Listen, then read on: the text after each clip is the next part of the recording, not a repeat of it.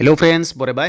Info official YouTube channel दिनै Sunday 1 October den बेनि सायाव big update लाना फैदों फिल्म किसाननि माखासे पर्टेल आपडेट जाबाय दा बेयाव नोंथांमोना मेसेज खालामनानैनो गाव-गावनि एकाउन्टआव मा प्रब्लेम जादों बेनि सायाव नायनो हानायनि अपसन फैबाय दा प्रब्लेम्स बेनिफ्राय इनस्टलमेन्टआ मा मोनखो नोंथांमोना बेयाव माखासे आपडेट खालामनायखौ नुनो मोनदों दा गोबाव खालामा बेखायनो जों थांगोन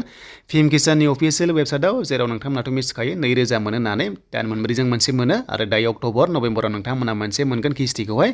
एन्ड माब्ला सोगोन जेबो आपडेट गैया नाथाय नोंथांमोना अक्ट'बर दानाव मोननायनि चान्सआ दंखायो मानोना स' नोंथांमोना बेबादि दानाव मोनो फुजा खाथियाव स' बिदिब्ला बेखौ दोनथ'नानै दानिया प्रब्लेम्स मा जादों नोंथांमोना मेसेज खालामनानैनो डाइरेक्ट थांनो हागोन दा बेखायनो जों फैखाबाय अफिशियेल साइटआव फिल्म किसाननि पर्टेलाव स' बेयाव फैनाय लोगो लोगो मोनसे आपडेट जाबाय बेनो जाबाय नै निड हेल्प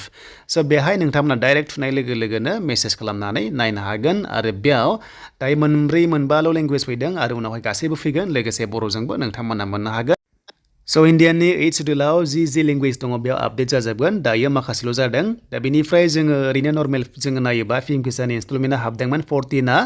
हमना ला 27 जुलाइआव स' नोंथांमोना 27 जुलाइआव मोनदोंमोन दा गोबां गोबाव जाबाय स' बेनिफ्राय नोंथांमोनाहाय आरोबाव नेक्स्ट लेभेलाव मोननो थांगासिनो दङ जायनि एकाउन्टआव एसेबो प्रब्लेम गैया स' नोंथांमोना मोनगोन जि बेंकआनो जा हमना ला एयारटेल पेमेन्ट्स बेंक एबा नोंथांमोननि पस्ट अफिस जेरावनिखि हाबा माने नोंथांमोना मोननो हागोन एन्ड बेनिफ्राय जों नर्मेलि नायोबा बेहाय माखासे स्टेटासआव जों क्लिक खालामनांगौमोन सिगांनि बायदिब्ला स' बेयाव क्लिक खालामनाय लोगो लोगो जोङो रेजिस्टार नाम्बार थायोना गावनि आइडि थायो बेखौ बावहोनानै केपसाखौ बे नाम्बारखौ नोंथांमोना बे बक्सआव होनानै गेट डाटायाव थुनाय लोगो लोगो नोंनि फिल्म किसाननि स्टेटासा फैयोमोन जे नोंहा मा मोनखो मोनाखै आरो एकाउन्टआव मा प्रब्लेम जादों आरो बिनि अनगायैबो मोनसे गोदान अपसन फैबाय स' बेखायनो जोङो बेक थांफिननानै नायनांगोन मोनसे निड हेल्पआवहाय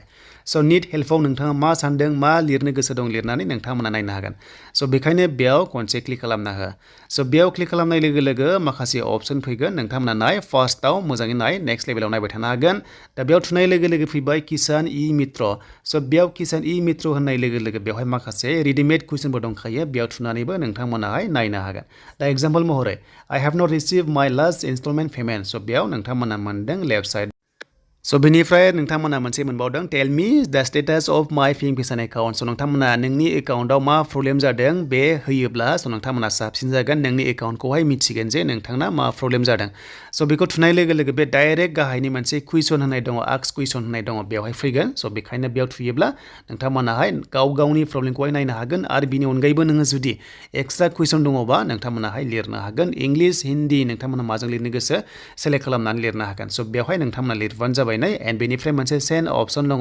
मोनसे टिर बादि मोनसे दङ स' नोंथांमोना बेयाव नायनो हागोन नै स' बेयाव होनाय लोगो लोगो बेयो मेसेजआ सेन्ड थांगोन आरो नङाबा नोङो रायलायनानैबो रेकर्ड खालामनानैबो सेन्ड खालामहरनो हागोन अब्ला बिथांमोनाहाय फिल्म किसाननि जायनोखि पर्टेलनि स' बिथांमोना एन्सारखौ हरगोन अके नोंहा मा प्रब्लेम जादों आरो मानो मोनाखै स' बेखौ खिथाजोबगोन देन जों एग्जाम्पल महरै जों लेंगुवेज सेलेक्ट खालामनो हायो हिन्दीबो खालामनो हायो स' नोंथांमोना हिन्दीयाव जुदि कम्फर्टेबलबा स' हिन्दीनिबो लिरनो हागोन आरो जेब्ला बर' अपसन फैगोन अब्ला नोंथांमोना मोनगोन दा हमना ला बेयाव मोनबा दङ स' नोंथांमोना लेंगुवेजखौ मोनदों नाथाय 8 शेड्युलाव जि लेंगुवेजेस दङ स' बेयावनो नोंथांमोना अपसनखौ मोनगोन नेक्स्ट लेभेलाव दासो पर्टेला आपडेट जागासिनो दङ स' फिल्म किसाननि पर्टेला आपडेट जागासिनो दङ नोंथांमोना नेक्स्ट लेभेलाव इजि प्रसेसआवनो गासैबो स्टेटासखौहाय नायनो हासिगोन आरो एप्लाइबो नोंथांमोना खालामना लानो हागोन जेब्ला गोदान एप्लाइ जायो स' दायो जाथ'वाखै अफिसियेलि जाथ'वाखै जेब्ला जायो आपडेटखौ नोंथांमोनाहाय मोननो हागोन दा जों एग्जाम्पल महरै टेल मी दा स्टेटासखौ जों क्लिक खालामबाय बेयाव क्लिक खालामनाय लोगो लोगोनो डाइरेक्ट बेयाव फैखाबाय स' बेनिफ्राय सेन्डआव थुबाय आङो देन सेन्डआव थुनाय लोगो लोगो सासे बेनिफिसियारिनि स्टेटासखौ नायगोन बेखायनो ओरैबायदि बुंदों बेवहाय मोनथाम अपसन दं आधार कार्ड बेनिफ्राय रेजिस्टार नाम्बार नङाबा मबाइल नाम्बारखौ बेहाय नोंथांमोना बक्सआव फिन खनसेबा एन्टार खालामनांगोन होनानै नोंथांमोना सेन्ड खालामनांगोन अब्लासो नोंनाव OTP फैगोन स' बेयाव आं बेखायनो होबाय मबाइल नाम्बारखौ आपडेट खालामना होबाय बेनिफिसियारिनिखौहाय स' होनाय लोगो लोगो नोंनाव OTP फैगोन आरो बे OTPखौ फिन खनसेबाव बेयाव नोंथांमोना एन्टार खालामनानै एखे प्रसेस सेन्ड खालामनांगोन अब्लासो नोंनि गासैबो स्टेटासखौ बिथांमोनाहाय श' खालामगोन एबा खिन्था हरगोन स' बेखायनो आं बेयाव होबाय स्टेटासखौहाय नायनो थाखाय OTPखौहाय सेन्ड खालामबावनोसै देन सेन्ड खालामनाय लोगो लोगो दानिया फैसिगोन आपडेट